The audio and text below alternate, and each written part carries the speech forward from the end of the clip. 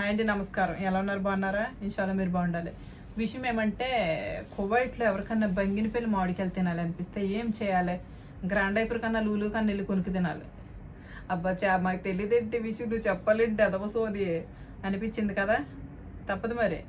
కువైట్లో చాలా మందికి కువైట్లలో పనిచేసే వాళ్ళకి ఏమైనా తెచ్చుకుని తినడానికి అవకాశం ఉండదు. కొంతమందికి అవకాశం అన్న డబ్బులుండి తెచ్చుకోరు, డబ్బులు పిసినారుగా.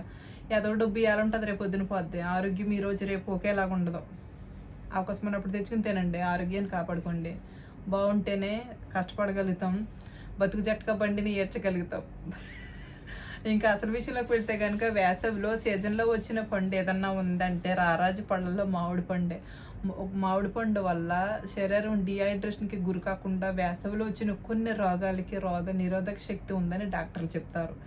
రోజుకు ఒక యాపిల్కాయ తింటే డాక్టర్ దగ్గరికి వెళ్ళక్కర్లొద్దు అని వాళ్ళే చెప్పారు కదా. మామిడి పండు యాపిల్కాయ మాదిరి తింటే కొన్ని ప్రాణాలకు ప్రమాదమయ్యే అవకాశం కూడా ఉందని అదే డాక్టర్ చెప్తున్నారు. ఇప్పుడు ఇంతకీ మనం తినొచ్చా తినకూడదా అనే సందేహం మీతో పాటు నాకు కూడా ఉంది.